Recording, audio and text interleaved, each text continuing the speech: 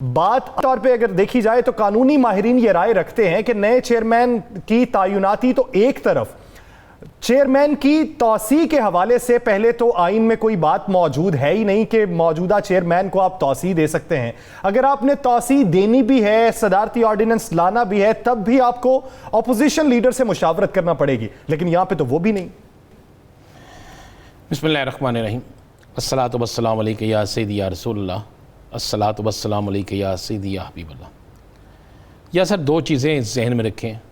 बहुत से फैसले ऐसे हैं जो हो चुके हैं लेकिन बहुत से लोगों को नज़र नहीं आ रहे, और इन फैसलों में अपोजिशन लीडर की मुशावरत भी शामिल है, पीपल्स पार्टी के रहनुमाओं की मुशावरत भी शामिल है, इसमें बाकी उन कुव्वतों की मुशावरत भी शामिल है जो मैटर करती हैं इस हवाले से।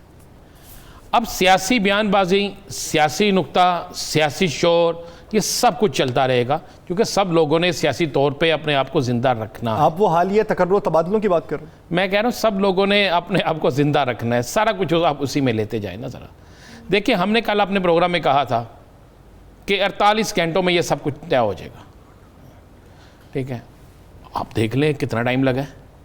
नाज़रीन, पहले वो कल की बात मुलाहिजा करते हैं जो 48 घंटों की बात की गई थी, लेकिन वो 24 घंटों पहले ही इतनी हलचल हो चुकी है कि वो बात सच साबित होगी। पहले वो मुलाहिजा कर लें। जिन हुकूमती वज़रा के सासाजात में से एक चीज़ भी इनमें से ऐसी साबित हो गई, उसको वजारत से हटा दिया जाएगा। वज़ीर-ए-आज़म पाकिस्तान इमरान खान किसी सूरत में भी इस पर कंप्रोमाइज़ नहीं करेंगे। अगले 48 घंटों में चेयरमैन नैब के हवाले से बड़ी खबर सामने आएगी। कल या परसों में अपोजिशन के मुख्तलिफ लोगों से बजरिया परवेज़ खटक, असद उमर, असद कैसर, इनके ज़रिए राब्ते शुरू हो जाएंगे, बल्कि मेरे शायद अब तक राब्ते शुरू हो गए। राना साहब, दोनों बातें हो चुकी। वो दूसरी तरफ हुकूमत ने वजाहत दे दी है कि अगर कोई क्रिमिनल एक्टिविटी में पाया गया या टैक्स चोरी में पाया गया तो उसके केसेस मुतल्लिका डिपार्टमेंट को भिजवाए जाएंगे। और चेयरमैन नैब के हवाले से आज जो मुसव्वदे की बात हो रही है सदारती ऑर्डिनेंस की, वो भी तैयार हो चुका है। वो भी तैयार हो चुका है, अपोजिशन से राब्ते भी हो गए हैं। ये मैं आपको बिल्कुल मुसद्दका कह रहा हूँ। तो फिर ये लफ्ज़ी बयानबाजी क्यों है? ये लफ्ज़ी बयानबाजी नहीं होगी तो किस तरह सियासी तौर पर जिंदा रहेंगे, किस तरह जिंदा रहेंगे? चले मुझे आप बता देना मुझे ज़रा। मुस्लिम लीग नून कहती है कि पीपल्स पार्टी ने नैब के हवाले से रिलीफ लिया। क्या मुस्लिम लीग नून नहीं कहती? क्या शाहिदा खान अब्बासी ने आज नहीं कहा कि जनाब हुकूमत की ख्वाहिश पर पाकिस्तान पीपल्स पार्टी ने यूसुफ रज़ा गिलानी को अपोजिशन लीडर बनाया? वो तो कहते हैं एनआरओ लिया है इन्होंने। तो मुझे एनआरओ किससे लिया है, किन केसेस में लिया है? इसी तरह पीपल्स पार्टी कहती है कि जनाब शहबाज शरीफ साहब जब चाहते हैं गिरफ्तार हो जाते हैं, जब चाहते हैं रिलीज हो जाते हैं, जब चाहते हैं उनकी बेल हो जाती है, जब चाहती है वो नहीं बेल होती। ये वो कहते हैं ना।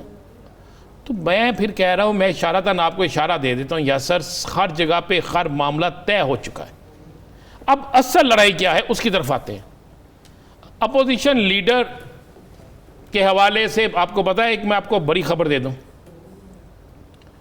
शहबाज शरीफ की बीमारी की वजह से डिस्कस हुआ कि अगर अपोजिशन लीडर से खत्तो किताबत नहीं होती, मुशावरत के लिए बुलाया जाता है, तो उस पर आपको मैं क्लियर कर दूं, शहबाज शरीफ के काबिल तमाद साथी की बजाय मियां नवाज शरीफ साहब की तरफ से हिदायत मिली कि नहीं, जिसको मैं नामजद करूंगा वो जाएगा। मियां साहब कौन जाएगा? उन्होंने कहा बस मैं नामजद करूंगा जब ये वक्त आएगा। अब असल लड़ाई ये शुरू हो गई है कि अगर अपोजिशन लीडर से मुशावरत होती है, उनसे कोई नाम मांगा जाता है, तो क्या नाम वो अपोजिशन लीडर देंगे? नहीं, वो नाम मियां मोहम्मद नवाज शरीफ देंगे। ये वाज़े तौर पर अपोजिशन लीडर को मैसेज चला गया है। इसलिए वो कहते हैं कि जनाब नाम हम वो देंगे जो हमें काबिल कबूल होगा, जो हमारे लिए रिलीफ लेके आएगा, जो हमारे मामलात में हमें ठीक करेगा। या सर असल लड़ाई अब मुस्लिम लीग नून के अंदर शुरू हो गई है। हुकूमत बड़ी इत्मीनान से बैठी हुई है। हुकूमत जो है वो अपने सारे पत्ते खेलेगी। कानूनी चाराजोई पूरी करने के लिए जनाब अपोजिशन को खत लिखा जाएगा। साथ में सिर्फ आपको ये भी चले मैं बता दूं, सिर्फ खत अपोजिशन लीडर को नहीं लिखा जाएगा, अपोजिशन लीडर के साथ साथ कुछ और अहम रहनुमाओं से भी मुशावरत के लिए उन्हें कहा जाएगा।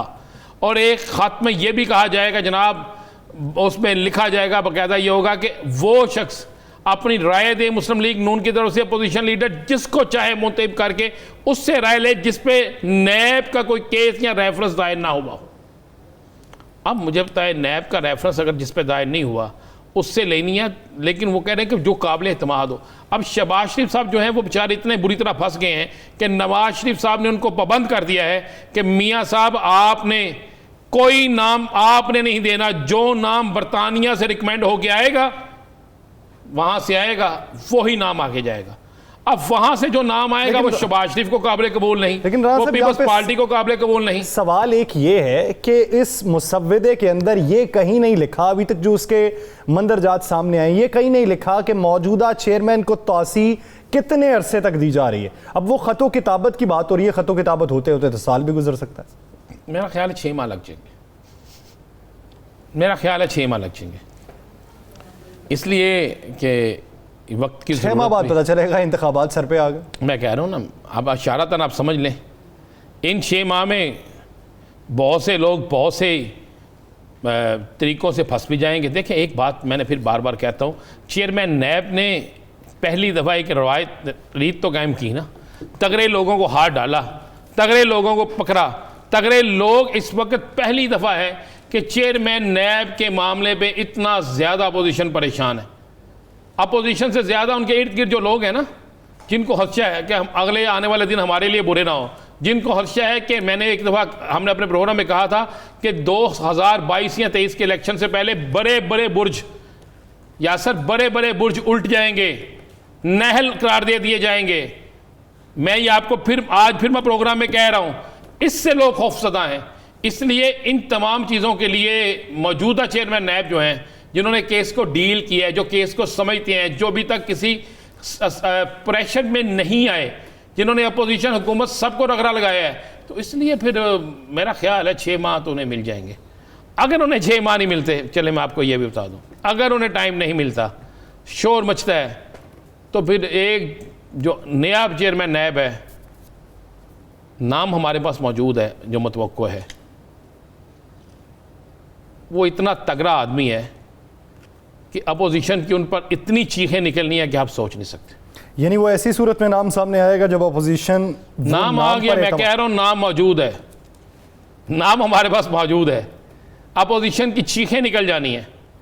इस पर तो वो कहते हैं शायद हमें कुछ ना कुछ मिल जाता है, ये हम अपने मामलात को देख लेते हैं, कोई किसी ना किसी तरीके से कोई कानूनी रास्ता निकाल लेते हैं।